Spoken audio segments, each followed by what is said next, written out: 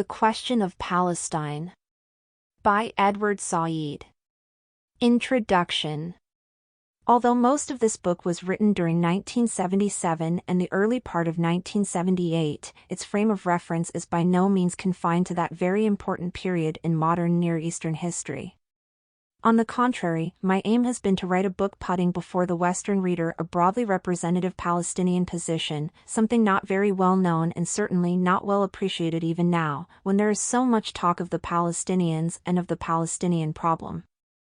In formulating this position, I have relied mainly on what I think can justly be called the Palestinian experience, which to all intents and purposes became a self-conscious experience when the first wave of Zionist colonialists reached the shores of Palestine in the early 1880s. Thereafter, Palestinian history takes a course peculiar to it and quite different from Arab history. There are, of course, many connections between what Palestinians did and what other Arabs did in this century, but the defining characteristic of Palestinian history, its traumatic national encounter with Zionism, is unique to the region. This uniqueness has guided both my aim and my performance, however flawed both may be, in this book. As a Palestinian myself, I have always tried to be aware of our weaknesses and failings as a people. By some standards we are perhaps an unexceptional people. Our national history testifies to a failing contest with a basically European and ambitious ideology, as well as practice. We have been unable to interest the West very much in the justice of our cause.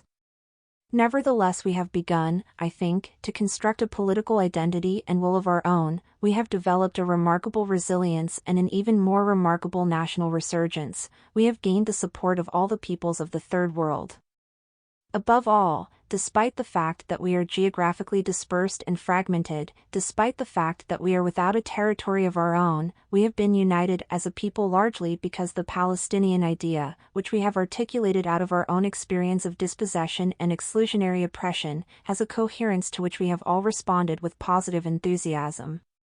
It is the full spectrum of Palestinian failure and subsequent return in their lived details that I have tried to describe in this book. Yet I suppose that to many of my readers the Palestinian problem immediately calls forth the idea of terrorism, and it is partly because of this invidious association that I do not spend much time on terrorism in this book. To have done so would have been to argue defensively either by saying that such as it has been our terrorism is justified, or by taking the position that there is no such thing as Palestinian terrorism as such. The facts are considerably more complex, however, and some of them at least bear some rehearsal here. In sheer numerical terms, in brute numbers of bodies and property destroyed, there is absolutely nothing to compare between what Zionism has done to Palestinians and what, in retaliation, Palestinians have done to Zionists. The almost constant Israeli assault on Palestinian civilian refugee camps in Lebanon and Jordan for the last 20 years is only one index of these completely asymmetrical records of destruction. What is much worse, in my opinion, is the hypocrisy of Western, and certainly liberal Zionist, journalism and intellectual discourse, which have barely had anything to say about Zionist terror. One could anything be less honest than the rhetoric of outrage used in reporting Arab terror against Israeli civilians or towns and villages or schoolchildren, and the rhetoric of neutrality employed to describe Israeli attacks against Palestinian positions, by which no one could know that Palestinian refugee camps in South Lebanon are being named? I quote now from reports of recent incidents during late December 1978. Since 1967, with Israel in occupation of the West Bank and Gaza, there has been no let-up in the daily outrage of Israeli occupation, and yet nothing galvanizes the Western press and the Israeli information media as much as a bomb in a Jerusalem market. With sentiments bordering on pure disgust, I must note here that not a single U.S. newspaper carried the following interview with General Gur, Chief of Staff of the Israeli Army. Q. Is it true, during the March 1978 Israeli invasion of Lebanon, that you bombarded agglomerations of people without distinction? A. I am not one of those people who have a selective memory. Do you think that I pretend not to know what we have done all these years? What did we do the entire length of the Suez Canal? 1.5 million refugees. Really, where do you live? We bombarded Ismailia, Suez, Port Said, and Port Fuad. 1.5 million refugees. Since when has the population of South Lebanon become so sacred? They knew perfectly well what the terrorists were doing. After the massacre at Avivim, I had 4 villages in South Lebanon bombed without authorization. Q. Without making distinctions between civilians and non-civilians? A. What distinction? What had the inhabitants of Irbid, a large town in northern Jordan, principally Palestinian in population, done to deserve bombing by us? Q. But military communiques always spoke of returning fire and of counterstrikes against terrorist objectives. A. Please be serious. Did you not know that the entire valley of the Jordan had been emptied of its inhabitants as a result of the war of attrition? Q. Then you claimed that the population ought to be punished? A. Of course, and I have never had any doubt about that. When I authorized Yanouch, diminutive name of the commander of the Northern Front, responsible for the Lebanese operation, to use aviation, artillery and tanks in the invasion, I knew exactly what I was doing.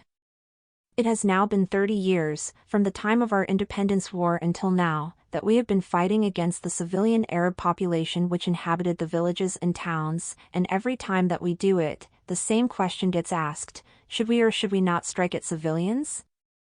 Al-Hamishmar, May 10, 1978. Thus, one thing about terrorism is the imbalance in its perception, and the imbalance in its perpetration. One could mention, for example, that in every instance when Israeli hostages were used to try to gain the release of Palestinians held in Israeli jails, it was always the Israeli forces who offered fire first, knowingly causing a bloodbath. But even to cite figures and make explanations is not enough, for the record of hostility between Jew and Arab, between Palestinians and Zionist Jews, between Palestinians and the rest of mankind, or so it would seem, between Jews and the West, is a chilling one. As a Palestinian, I resent and deplore the ways in which the whole grisly matter is stripped of all its resonances and its often morally confusing detail, and compressed simply, comfortably, inevitably under the rubric of Palestinian terror. Yet as someone who has been touched by the issue in all sorts of ways, I must also say that, speaking now only as one Palestinian, I have been horrified at the hijacking of planes, the suicidal missions, the assassinations, the bombing of schools and hotels, horrified both at the terror visited upon its victims, and horrified by the terror in Palestinian men and women who were driven to do such things. Since I do not pretend to write as a detached observer, I have believed that rather than trying to deal frontally with the terror itself, I would do better if I attempted to convey to my readers some sense of the larger Palestinian story from which all these things came. And if in the end the story does not, as it cannot, mitigate the tragedies of waste and unhappiness, it would at least present what has long been missing before such a reader, the reality of a collective national trauma contained for every Palestinian in the question of Palestine. One of the features of a small non-European people is that it is not wealthy in documents, nor in histories, autobiographies, chronicles, and the like. This is true of the Palestinians, and it accounts for the lack of a major authoritative text on Palestinian history. I have not tried to supply this lack here, for plainly evident reasons. What I have tried to do is to show that the Palestinian experience is an important and concrete part of history, a part that has largely been ignored both by the Zionists who wished it had never been there, and by the Europeans and Americans who have not really known what to do with it. I have tried to show that the Muslim and Christian Palestinians who lived in Palestine for hundreds of years until they were driven out in 1948 were unhappy victims of the same movement whose whole aim had been to end the victimization of Jews by Christian Europe. Yet it is precisely because Zionism was so admirably successful in bringing Jews to Palestine and constructing a nation for them, that the world has not been concerned with what the enterprise meant in loss, dispersion, and catastrophe for the Palestinian natives. Something like an ironic double vision is therefore necessary now in order to see both the very well-known success and the far less known disaster which Hannah Arendt has portrayed as follows. After the Second World War, it turned out that the Jewish question, which was considered the only insoluble one, was indeed solved, namely, by means of a colonized and then conquered territory. But this solved neither the problem of minorities nor the stateless. On the contrary, like virtually all other events of our century, the solution of the Jewish question merely produced a new category of refugees, the Arabs, thereby increasing the number of the stateless by another 700,000 to 800,000 people. Point 2. As I say throughout the book, whereas Israel and its history have been celebrated without interruption, the actuality of Palestinians, with lives being led, small histories endured, aspirations felt, has only recently been conceded in existence.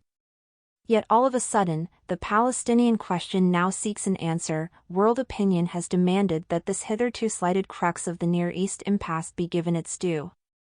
But, alas, the possibility of an adequate debate now, much less a cogent solution, is dim. The terms of debate are impoverished, for, as I said above, Palestinians have been known only as refugees, or as extremists, or as terrorists. A sizable core of Middle East experts has tended to monopolize discussion, principally by using social science jargon and ideological chiches masked as knowledge. Most of all, I think, there is the entrenched cultural attitude toward Palestinians deriving from age-old Western prejudices about Islam, the Arabs, and the Orient.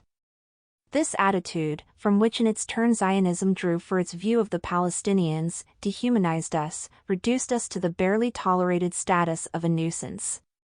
It would perhaps be too sweeping a statement to say that most academic political science studies of the Middle East and of the Palestinians continue this tradition. But it is true, I think, that they tend to. Insofar as most of them derive from and in most important ways unquestionably accept the framework that has legitimized Zionism as against Palestinian rights, they have very little to contribute to an understanding of the real situation in the Middle East. For it is a fact that almost every serious study of the modern Middle East produced in this country since World War II cannot prepare anyone for what has been taking place in the region. This is as patently true of the recent events in Iran as it is of the Lebanese civil war, of the Palestinian resistance, of the Arab performance during the 1973 war. I certainly do not intend this book as a polemic against what has rightly been called the ideological bend of social science work that pretends to scientific objectivity, particularly since the advent of the Cold War. But I do intend consciously to avoid its value-free pitfalls. Those include accounts of political reality that focus on superpower rivalry, that claim as desirable anything associated with the West and its modernizing mission in the Third World, that ignore popular movements while praising and valorizing a battery of undistinguished and oppressive client regimes, that dismiss as ahistorical anything that cannot be easily made to fit a particular telos or a particular methodology whose goals are rational, empirical, and pragmatic. The glaring shortcomings of such notions have been held publicly to blame for our loss of Iran and our failure to forecast the resurgence of Islam, without at the same time allowing for any examination of the premises of these notions. So, in fact, they get reasserted, and once again political scientists with a great role to play in decision-making advise the same short-sighted things, and once again U.S. foreign policy is risked on what to non-expert eyes, such as mine, are obvious losing causes, regressive historical visions. Even as I write these lines, the serious defects of Camp David seem to be proving my point. Until 1976, however, I do not think it is wrong to say that even Palestinians concurred in their own derogation, and hence in their unimportance as construed by Zionists and experts. Then we discovered ourselves, we discovered the world, and it discovered us. I try to describe our night and our slow awakening, without at the same time neglecting the setting of our life on the land, in the region, in world politics, and so forth. But throughout our experience is the strand formed by Zionism. This is no theoretical issue, nor a matter of name-calling. To us, Zionism has meant as much, albeit differently, as it has to Jews. What we need to inform the world about is how it meant certain concrete things to us, things of which we collectively bear the living traces. I have called my book a political essay because it tries to put our matter before the Western reader, not as something watertight and finished, but as something to be thought through, tried out, engaged with, in short, as a subject to be dealt with politically. For too long we have been outside history, and certainly outside discussion. In its own modest way, this book attempts to make the question of Palestine a subject for discussion and political understanding. The reader will quickly discover, I hope, that what is proposed in this book is not an expert view nor, for that matter, personal testimony. Rather, it is a series of experienced realities, grounded in a sense of human rights and the contradictions of social experience, couched as much as possible in the language of everyday reality. A certain number of basic premises inform the book's argument. One is the continuing existence of a Palestinian Arab people. Another is that an understanding of their experience is necessary to an understanding of the impasse between Zionism and the Arab world. Still another is that Israel itself, as well as its supporters, has tried to efface the Palestinian in words and actions because the Jewish state in many, but not all, ways is built on negation of Palestine and the Palestinians. Until today, it is a striking fact that merely to mention the Palestinians or Palestine in Israel, or to a convinced Zionist, is to name the unnameable, so powerfully does our bare existence serve to accuse Israel of what it did to us. Finally, I take it for granted morally that human beings individually and selectively are entitled to fundamental rights, of which self-determination is one. By this I mean that no human being should be threatened with transfer out of his or her home or land, no human being should be discriminated against because he or she is not of an X or a Y religion. No human being should be stripped of his or her land, national identity, or culture, no matter the cause. At bottom I suppose that in this book I am asking the question, what is Israel, what is the United States, and what are the Arabs going to do about the Palestinians? Given the realities of the Palestinian experience, I do not at all believe, as President Anwar al-Sadat and his various supporters would have it, that 99% of the cards are in U.S. hands, nor do I think that they are mainly in Israel's or the Arab states' hands. The whole point, indeed, what makes this book possible, is that there are Palestinian hands, so to speak, and that they play an active role in determining Palestinian aspirations, political struggles, and achievements, as well as setbacks. And yet I do not deny that there is an important place in the question of Palestine for what Jews and Americans now think and do. It is this place to which my book addresses itself. I mention what is perhaps an obvious thing in order to underline the existential bedrock on which, I think, our experience as a people depends. We were on the land called Palestine, where our dispossession and our effacement, by which almost 1 million of us were made to leave Palestine and our society made non-existent, justified even to save the remnant of European Jews that had survived Nazism? By what moral or political standard are we expected to lay aside our claims to our national existence, our land, our human rights? In what world is there no argument when an entire people is told that it is juridically absent, even as armies are led against it, campaigns conducted against even its name, history changed so as to prove its non-existence? For even though all the issues surrounding the Palestinians are complex and involve great power politics, regional disputes, class conflict, ideological tension, the animating power of the Palestinian movement is its awareness of these simple, but enormously consequential, questions. The Palestinians are not alone, however, in being either misunderstood or ignored by the United States as it attempts to construct a foreign policy in Asia and Africa.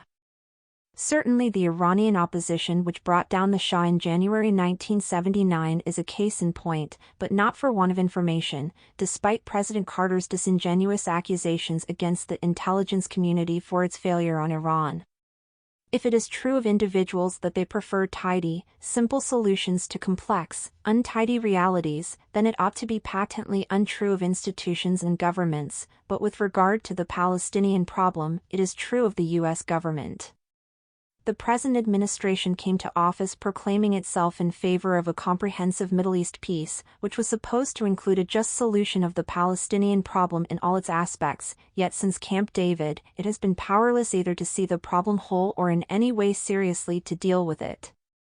Why it supposes that 4 million people should be content with less autonomy, so-called, than what every other national group has accepted, why it supposes that treaties can be signed in the absence of the main party to a dispute, why it supposes that foreign policy can be conducted without ever coming face to face with the main actor in a region, why it supposes that powerful oppositional groups can simply be wished away, why it supposes that Palestinians, any more than any other people, ought to accept permanent colonialization by Israel, or why it supposes that Palestinians are not going to fight indefinitely to regain their denied, usurped, or crushed national rights, as they have been fighting in every Middle East crisis. These are questions that this book attempts to pose and answer, given the almost astonishingly turbulent changes at present occurring in the Middle East. I would hope, too, that in my concluding chapter the reader will find discussed a fair analysis of those immediate political issues governing the present post-Camp David Middle East, U.S. policy, Arab and regional politics, and Palestinian positions and attitudes. I have not found this book easy to write.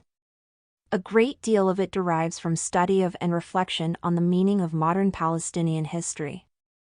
A lot of this book, however, arises from an active participation in the often discouraging quest for Palestinian self-determination, a quest, in my case, at least, led while in exile. Inevitably, I have been strongly put upon by daily events, by news and sudden changes, by chance discussions, and even more by erratic illumination. I doubt that I have escaped the influence of these things, which it would be wrong in any case to escape completely. But I have been conscious of trying to present more than a summary of recent history, or a prediction of tomorrow's developments. My hope is to have made clear the Palestinian interpretation of Palestinian experience, and to have shown the relevance of both to the contemporary political scene. To explain one's sense of oneself as a Palestinian in this way is to feel embattled. To the West, which is where I live, to be a Palestinian is in political terms to be an outlaw of sorts, or at any rate very much an outsider.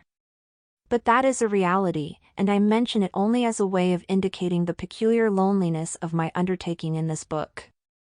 I am grateful to Debbie Rogers, Asma Kali, and Paul Apari for their help in preparing the manuscript. Over the years I have benefited from many discussions with fellow Palestinians who, like myself, have struggled to understand our situation as a people. Good friends in this country, in Israel, and in the Arab countries have also shared their knowledge with me, but to mention names and specific dates here is unnecessarily to trivialize our shared experience, without which this book could not have been written. The two friends whose names are memorialized on the dedicatory page could have had no idea that their lives so deeply moved and influenced me. Both were Palestinians, both lived the strange, obsessed lives of exiles. Both died bitterly unhappy and unfortunate deaths, both in my opinion were completely good men. Farid Haddad was a doctor who lived and died in an Arab country, where for a number of years I knew him well. More than anyone I have known, he had the keenest sense not only of what human injustice was all about, but also of what could be done about it. Thoroughly idealistic and selfless, he was tortured to death in prison in 1961, although at the time he died, so far as I have ever been able to tell, he did what he did as a human being and as a political militant, not necessarily as a Palestinian. Rashid Hussein was an ironic Palestinian poet who left Israel in 1966 and lived until his death in the United States. From him I learned whatever I know about life in Palestinian villages after 1948, a life which informs the question of Palestine with unique strength. His generosity of spirit, openness, and political honesty were his gifts to everyone he met. When he died a particularly wasteful death in 1977, he had already suffered too much for what he was, an independent, genuinely radical Palestinian. Between them, Farid Haddad and Rashid Hussein have illuminated for me the Palestinian cause, to which, along with so many of our compatriots in many places, they gave their lives.